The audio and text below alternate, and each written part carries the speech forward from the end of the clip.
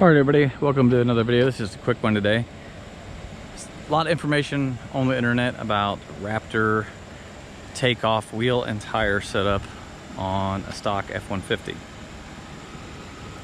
So in my case, this is my 2015 F150. If you've been following along, this truck's come a long way. It was just an XL work truck that originally came with steel wheels, but when I bought it, had been upgraded to a set of 17-inch XLT aluminum rims.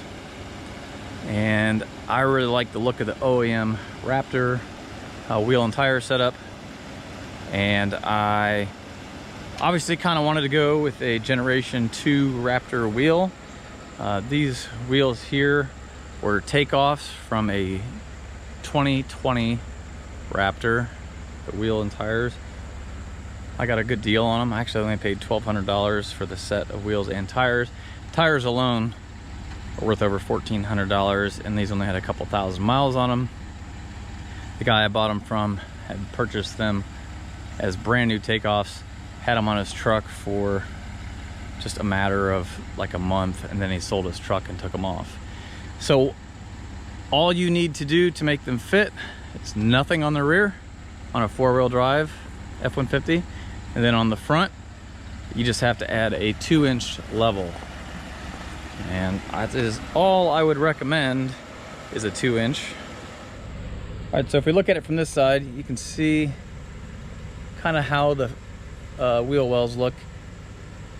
I had originally ordered a 2.5 and a 2-inch Motofab leveling kit.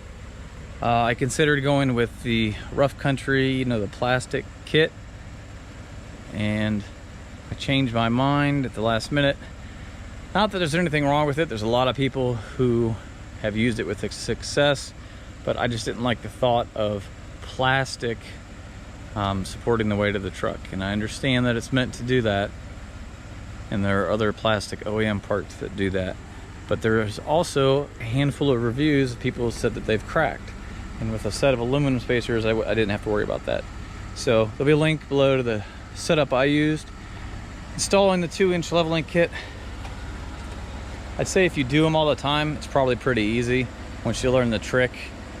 It was not quite as easy as the videos always make it out to be, just because it's a little harder to get them in and out, but I was able to get it done in a shop with the assistance of a friend in about a couple hours, and that included doing an alignment on the truck after we were done, which is very important, because after we did the 2-inch lift and put these wheels and tires on, the alignment was way out. It was way out and took quite a bit of work to get it back into alignment. So you can see there's no issues at all with fitment. We got plenty of room with the 2-inch lift. I actually saw a post where a guy was able to fit the wheels without any lift on his 4-wheel drive F-150, but had major rubbing problems on turning. So I have no rubbing at all in reverse or when moving forward. I'll show you, here's where we're at the wheel. Turn forward, probably the closest it gets when it comes back. Let's see if I can get the wheel back and show you that. See, it's not even close at all. I'll turn it the other way.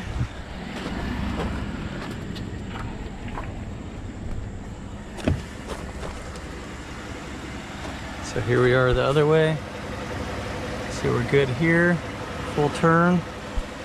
Bring the wheel back a little bit. Yeah, no issues. So where people get into trouble is when they use a different offset wheel. When they try to use an offset that kind of bumps the wheel out away from the truck.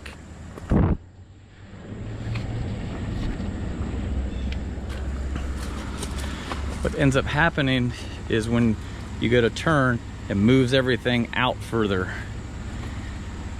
These Raptor wheels, the OEM offset, are perfect. You can see, look,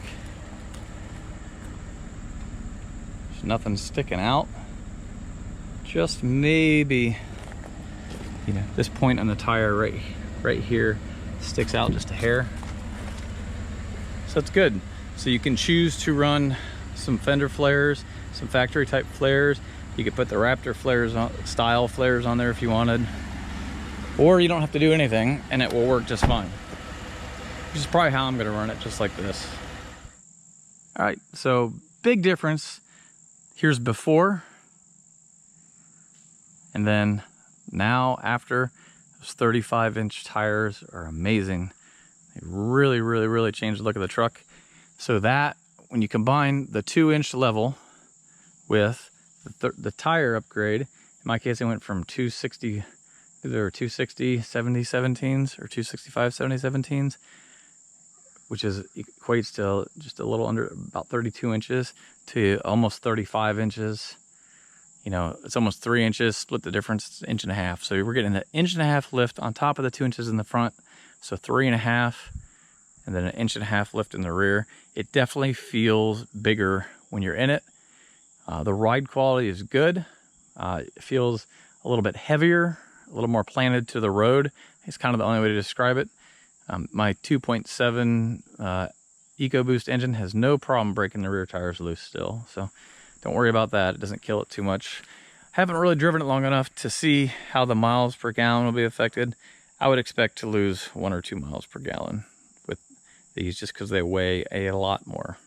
So yeah, I definitely would not have want to run a 2.5 inch wheel spacer up front.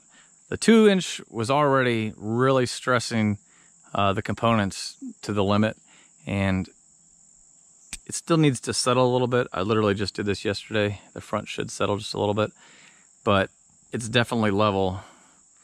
In fact, you know, without breaking out a tape measure, it's like dead level or just a hair higher in the front with a 2 inch. If you went 2.5, it would be higher in the front than it would be in the rear, and you need to add a block in the rear, which wouldn't necessarily be a bad thing if you wanted to just bring up the rear end a little bit.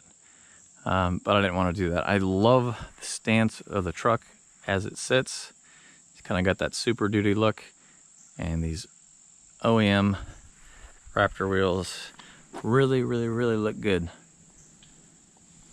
All right, so I just want to make a quick video, kind of give you a little what's up on OEM Raptor takeoffs on your stock F150. This applies to the 2015 and 2020, but the other years is similar. So be sure to like the video, subscribe for more videos about F150s. Leave a comment below if you have a question. Maybe you've done this on your truck. Until next time, we'll see you later.